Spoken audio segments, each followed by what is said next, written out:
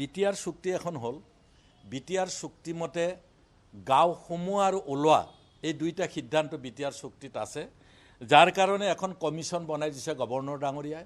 আৰু সেই কমিশ্যনখনে বিভিন্ন জনগোষ্ঠীৰ বিভিন্ন গাঁৱৰ বিটিচিৰ ভিতৰত থকা গাঁও আৰু বিটিচিৰ বাহিৰত থকা সীমামূৰীয়া গাঁওসমূহৰ আৰু নতুনকৈ সোমাবলগীয়া যিবিলাক অঞ্চলত জনজাতীয় অঞ্চল সোমাবলগীয়া অঞ্চলসমূহৰ মেমৰেণ্ডাম তেখেতসকলে গ্ৰহণ কৰিছে। আৰু এই মেমৰেণ্ডামখন সমগ্ৰ বিটিচিৰ কাৰণে আপোনালোকে অসমত থাকি হয়তো উপলব্ধি কৰিব পৰা নাই। বিটিচিৰ প্ৰত্যেকজন নাগৰিক আৰু নতুনকৈ সোমাব বুলি কিছুমান গাঁৱৰ নাম ওলাইছে, এইবিলাক শুনি তাৰ মানুহৰ টোপনি নাইকিয়া হৈছে। কি পৰিস্থিতি হ'ব এতিয়া? কিন্তু মই ভাবোঁ আমাৰ BPF দলে গাঁও সোমোৱা আৰু ওলোৱাৰ ক্ষেত্ৰত আমাৰ কথা স্পষ্ট যে আমি চৰকাৰত নাই। কোকৰাঝাৰত প্ৰমোদ বড়ো UPPL আৰু BJPয়ে চৰকাৰ কৰিছে আৰু তেওঁলোকে লগ লাগি চৰকাৰ দিছপুৰত আছে মাননীয় মুখ্যমন্ত্ৰী হিমন্ত বিশ্ব শৰ্মাৰ নেতৃত্বত। গতিকে তেওঁলোকে সিদ্ধান্ত ল'ব গাঁও সোমাই নে ওলায়, কমিশ্যনে সিদ্ধান্ত ল'ব গাঁও সোমাই নে ওলায়।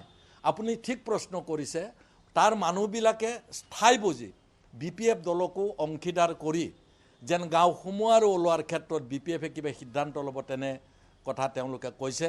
আমি গাঁও সোমোৱা আৰু ওলোৱাৰ ক্ষেত্ৰত BPFৰ কোনো ৰোল নাথাকে, আমি সিদ্ধান্ত নলওঁ।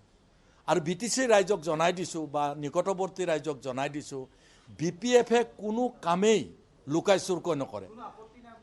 নহয়, কোনো কাৰণতে BPFে লুকাই চুৰকৈ, কাইলৈ যদি গাঁও অন্তৰ্ভুক্তি হ'ব লাগে আমি মেমৰেণ্ডাম দিম, ইমানখন গাঁও অন্তৰ্ভুক্তি হ'ব লাগে।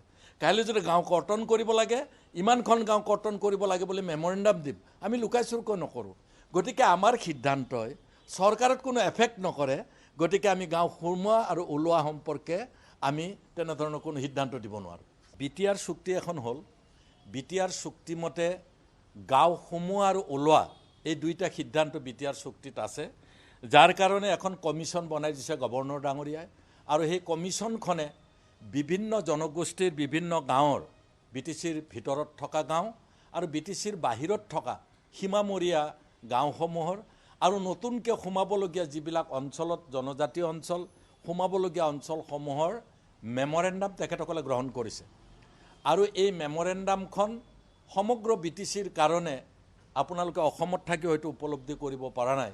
বিটিচিৰ প্ৰত্যেকজন নাগৰিক আৰু নতুনকৈ সোমাব বুলি কিছুমান গাঁৱৰ নাম ওলাইছে, এইবিলাক শুনি তাৰ মানুহৰ টোপনি নাইকিয়া হৈছে।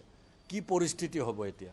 কিন্তু মই ভাবোঁ আমাৰ BPF দলে গাঁও সোমোৱা আৰু ওলোৱাৰ ক্ষেত্ৰত আমাৰ কথা স্পষ্ট যে আমি চৰকাৰত নাই। কোকৰাঝাৰত প্ৰমোদ বড়ো UPPL আৰু BJPয়ে চৰকাৰ কৰিছে আৰু তেওঁলোকে লগ লাগি চৰকাৰ দিছপুৰত আছে মাননীয় মুখ্যমন্ত্ৰী হিমন্ত বিশ্ব শৰ্মাৰ নেতৃত্বত। গতিকে তেওঁলোকে সিদ্ধান্ত ল'ব গাঁও সোমাই নে ওলায়, কমিশ্যনে সিদ্ধান্ত ল'ব গাঁও সোমাই নে ওলায়। আপুনি ঠিক প্ৰশ্ন কৰিছে, তাৰ মানুহবিলাকে স্থায়ী বুজি BPF দলকো অংশীদাৰ কৰি যেন গাঁও সোমোৱা আৰু ওলোৱাৰ ক্ষেত্ৰত BPFে কিবা সিদ্ধান্ত ল'ব তেনে কথা তেওঁলোকে কৈছে। আমি গাঁও সোমোৱা আৰু ওলোৱাৰ ক্ষেত্ৰত BPFৰ কোনো ৰোল নাথাকে, আমি সিদ্ধান্ত নলওঁ। আৰু BTC ৰাইজক জনাই দিছোঁ বা নিকটৱৰ্তী ৰাইজক জনাই দিছোঁ, BPFে কোনো কামেই লুকাই চুৰকৈ নকৰে। নহয়, কোনো কাৰণতে BPFে লুকাই চুৰকৈ, কাইলৈ যদি গাঁও অন্তৰ্ভুক্তি হ'ব লাগে আমি মেমৰেণ্ডাম দিম, ইমানখন গাঁও অন্তৰ্ভুক্তি হ'ব লাগে। কাইলৈ যদি গাঁও কৰ্তন কৰিব লাগে ইমানখন গাঁও কৰ্তন কৰিব লাগে বুলি মেমৰেণ্ডাম দিম, আমি লুকাই চুৰকৈ নকৰোঁ। গতিকে আমাৰ সিদ্ধান্তই চৰকাৰত কোনো এফেক্ট নকৰে।